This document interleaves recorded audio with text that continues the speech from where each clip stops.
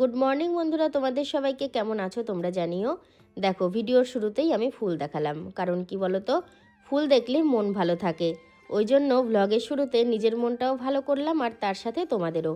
এই ফুলগুলো আজকে সাদা হয়ে রয়েছে, তো কালকে তোমাদেরকে দেখাবো একটু লাল হয়ে যাবে। আমাদের গাছের ফুলগুলোর এমনই মজার ব্যাপার। আমার কর্তা একটা গাড়ি একটু সরিয়ে দিল, কারণ আমার ভাসুরপো গাড়িটা নিয়ে কোথাও বেরোবে, ওই জন্য ওকে একটু হেল্প করে দিল।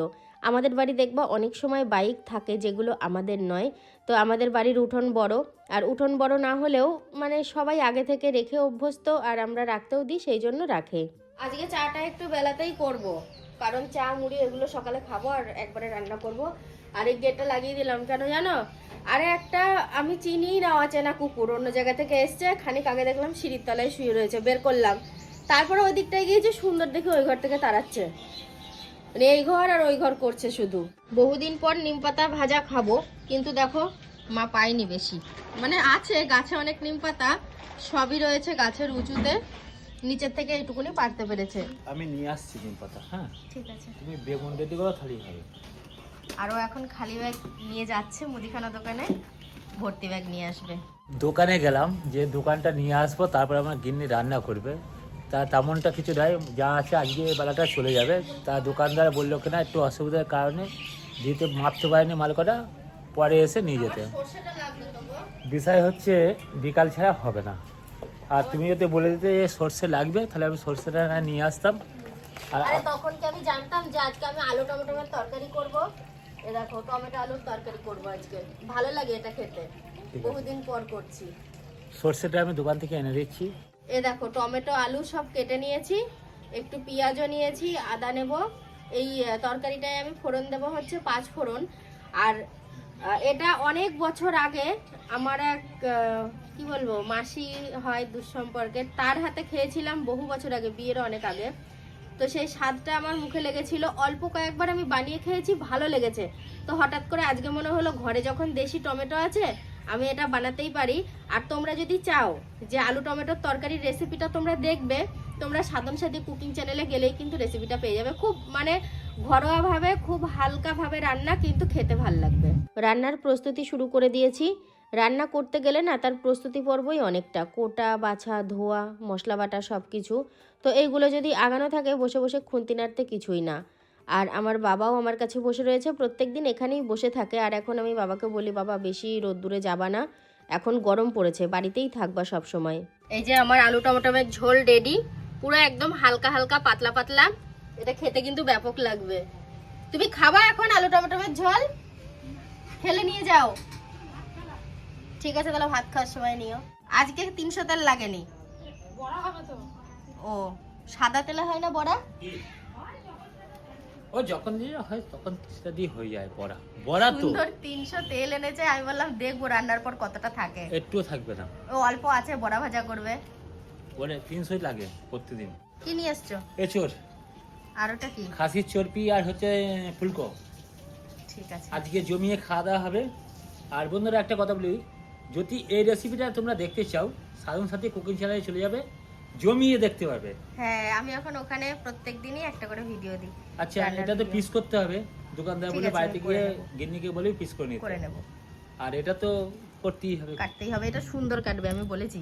সৈনি, মাতৃজননীকে ডাক, তোর কাঁচা চর্বি খাওয়াবো ওকে। ও মা ডাকছে। কাঁচা চর্বি খেয়ে যাও।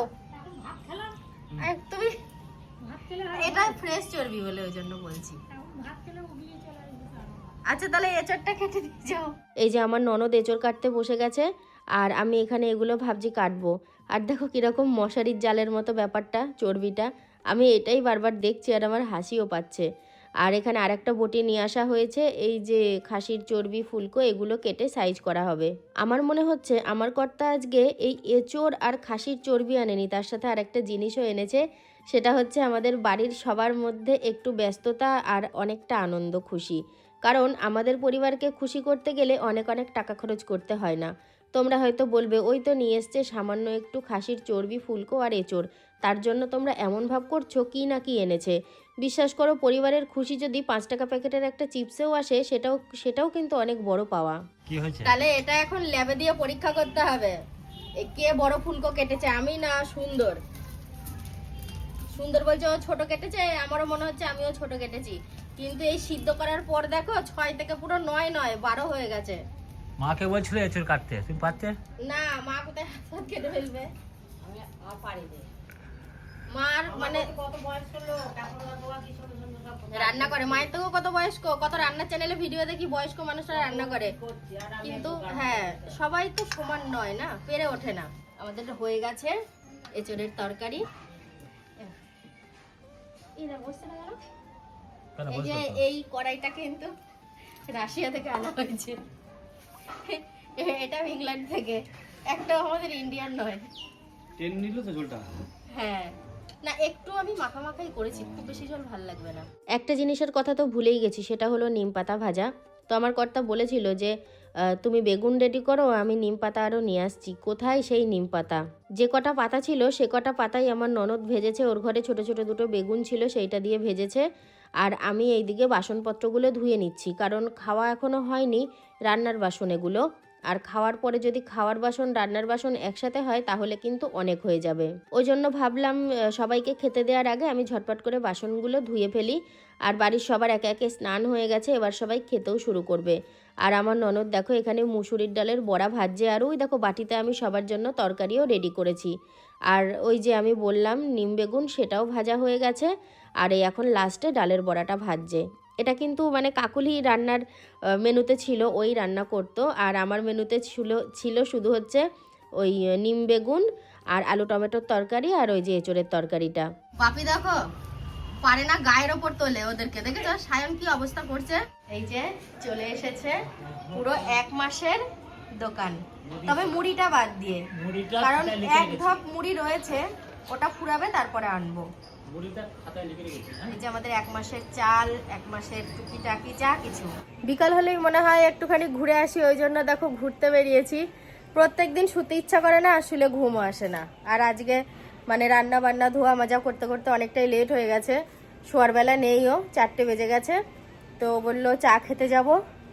ওর আবার মানে অনেক চায়ের দোকান পরিচিত আছে, সব চায়ের দোকানেও যায়, এক একদিন এক একটা। তো আমাকেও আজকে নিয়ে যাচ্ছে একটা চায়ের দোকানে, যাই গিয়ে একটু চা খেয়ে আসি।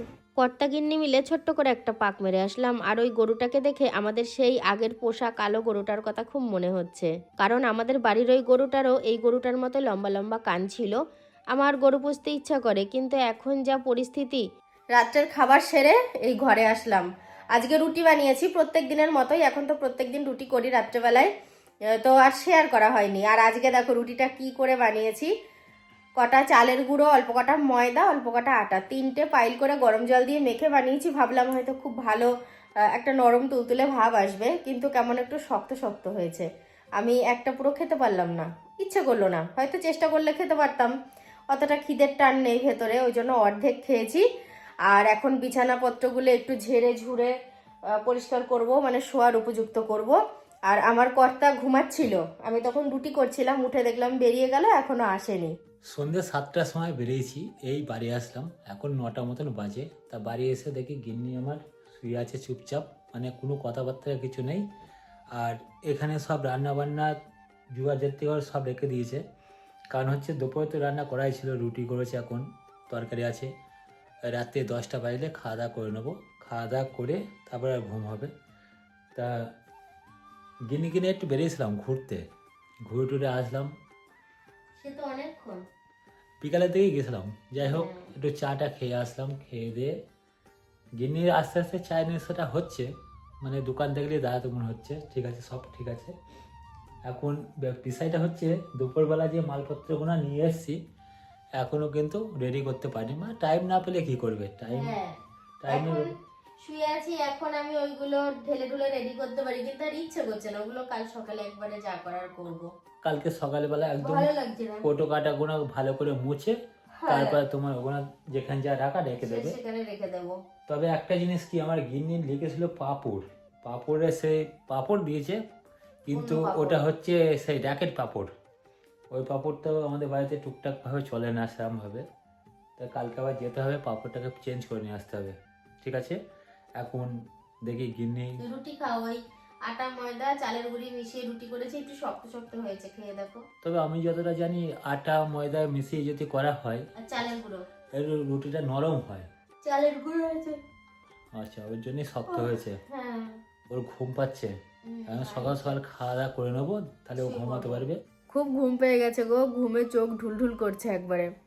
আর আমার কর্তা প্রথমে পেটে হাত দিয়ে পেটটা বাজালো, বললো আমার খিদে নেই, অনেক রাতে খাবো। আচ্ছা, তারপরে বললো একটা রুটি খাই, তারপরে বললো তুমি নামো একসাথে খেয়ে নি। না আমি একটা রুটি খাবো।